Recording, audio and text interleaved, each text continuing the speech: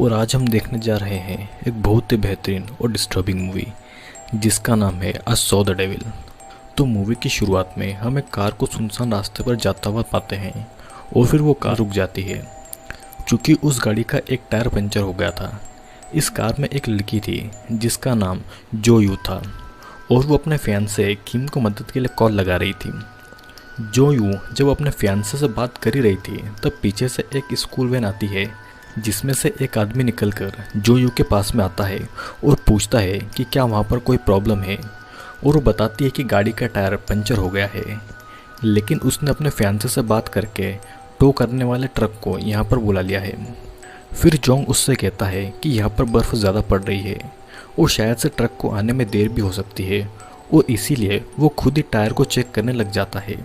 जो यू का फ़ोन अभी भी चालू था और उसका फियांसे ये कहता है कि जब उसने ऑलरेडी टोइंग ट्रक को बुलाया है तो फिर भी ये आदमी मदद करने के लिए क्यों कह रहा है, और उसे कुछ गड़बड़ ज़रूर लग रही थी।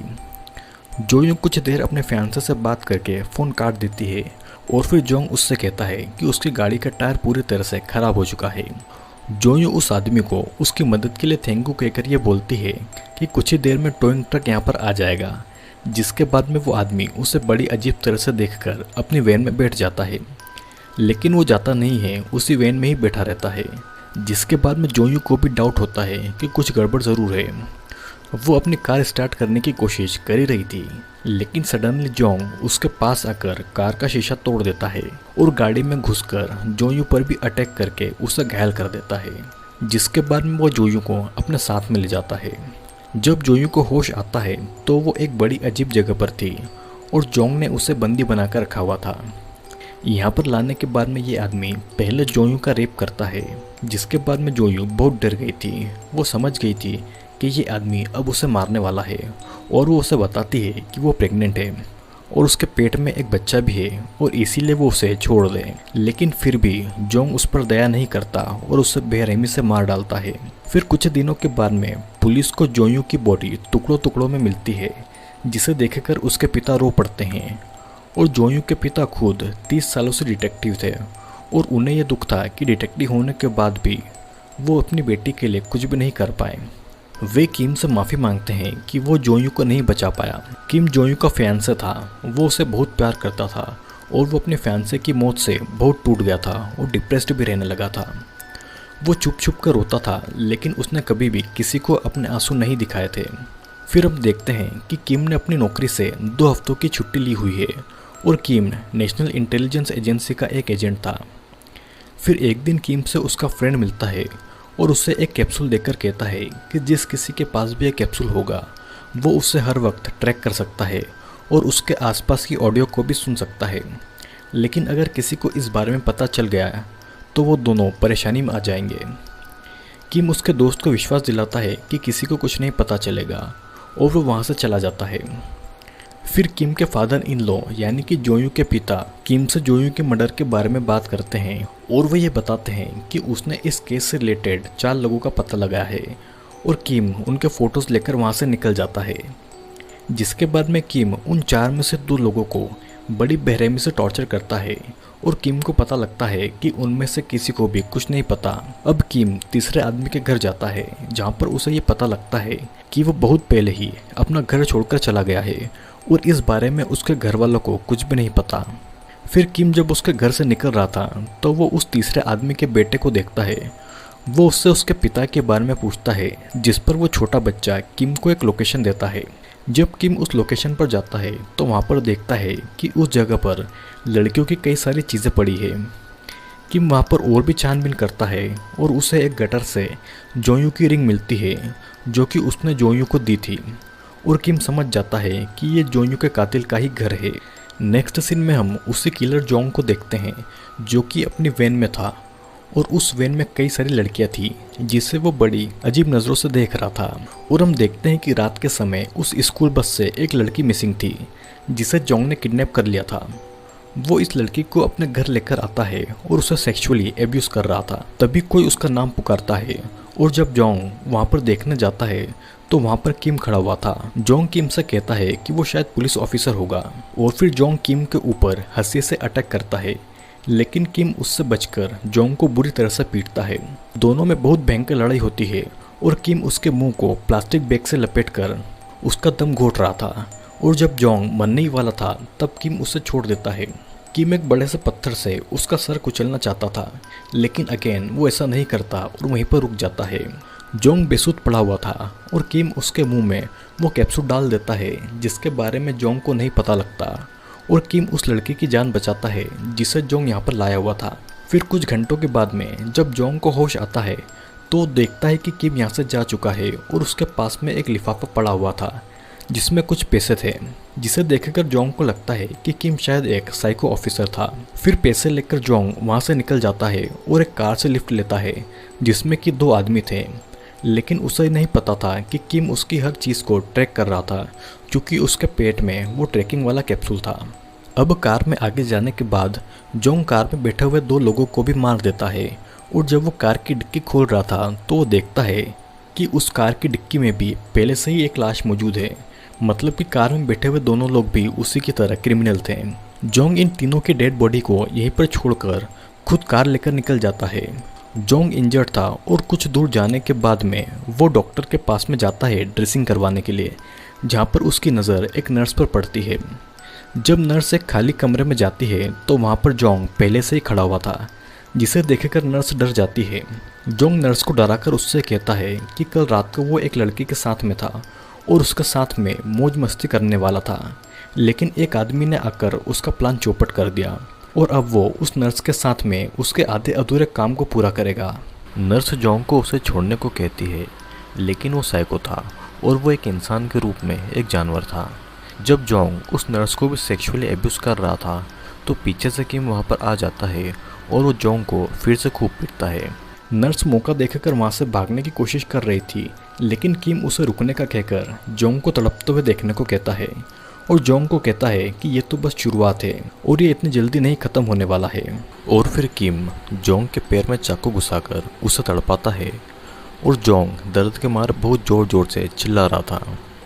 फिर अगले सीन में हम देखते हैं कि जोंग एक कार से बाहर निकलता है और उसके पैर की हालत बहुत ज़्यादा ख़राब थी और उसका हाथ भी टूटा हुआ था।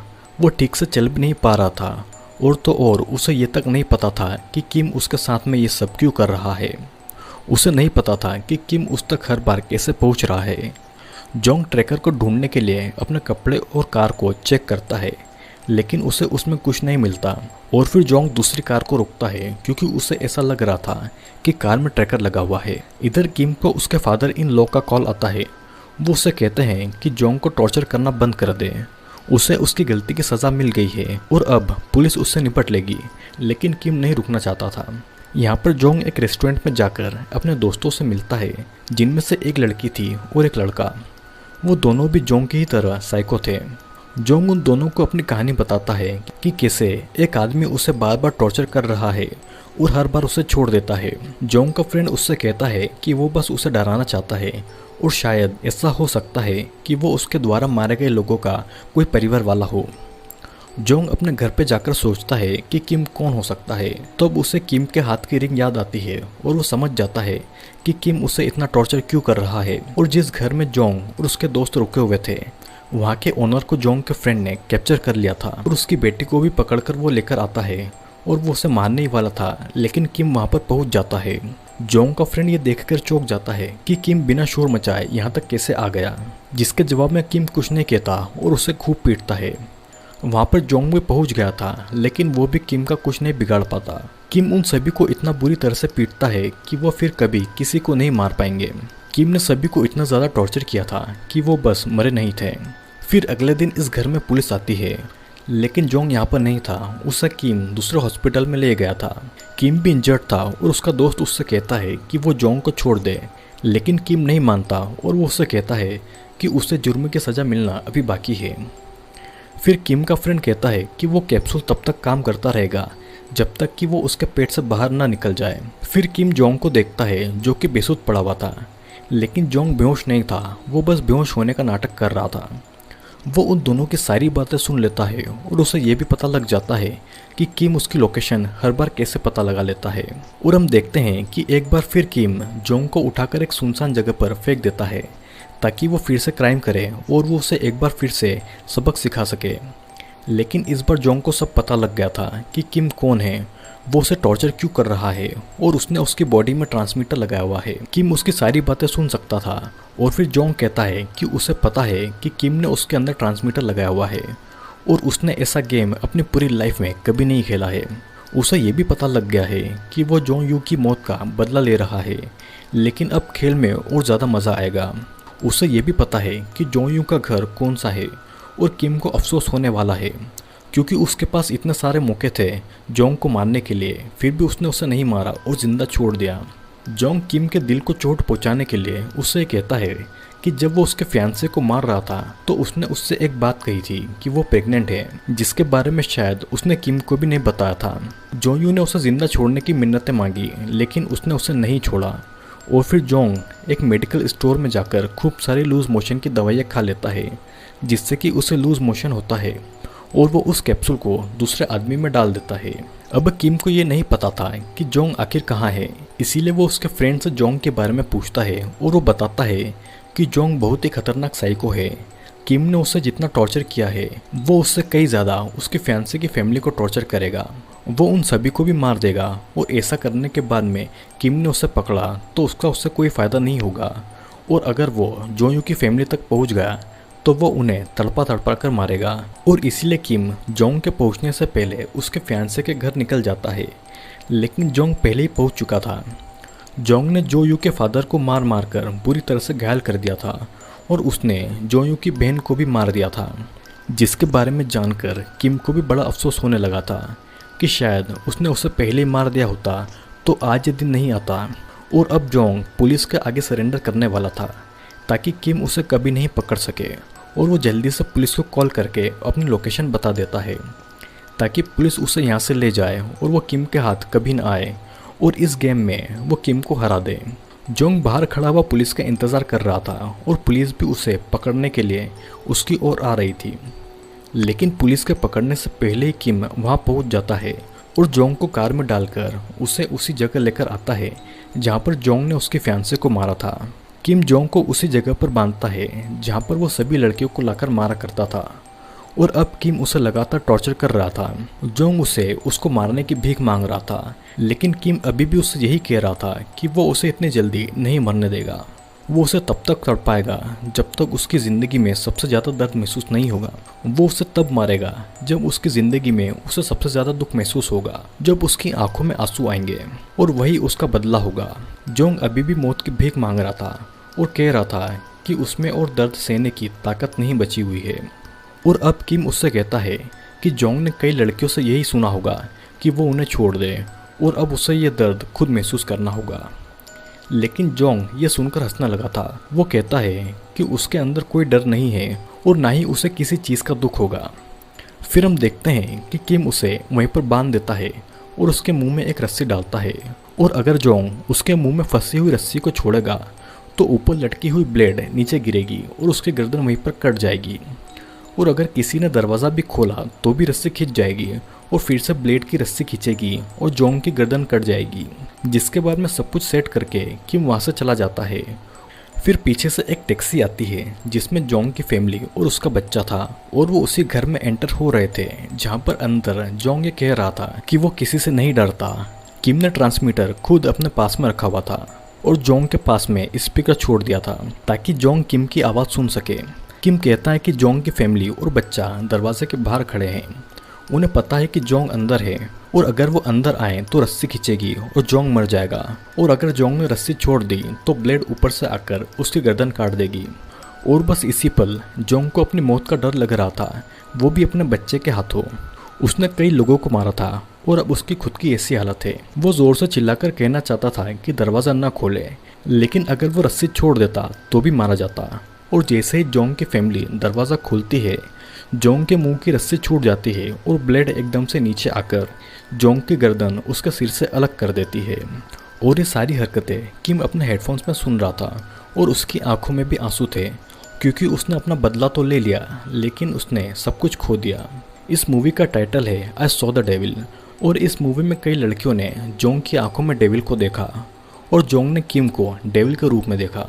और यही इस मूवी की स्टोरी थी। दोस्तों आई होप ये वीडियो आपको ज़रूर अच्छा लगा होगा, और अगर अच्छा लगा होगा तो आप लाइक करके कमेंट भी कर सकते हैं, मैं आपको जवाब ज़रूर दूंगा। और बाकी आप सभी जो अपना इतना कीमती समय देकर मेरे वीडियोस को देखते हैं, उन सभी को बड़ा वाला थैंक यू, क्योंकि आप हैं तो हम हैं। Love you all, see you in the next video.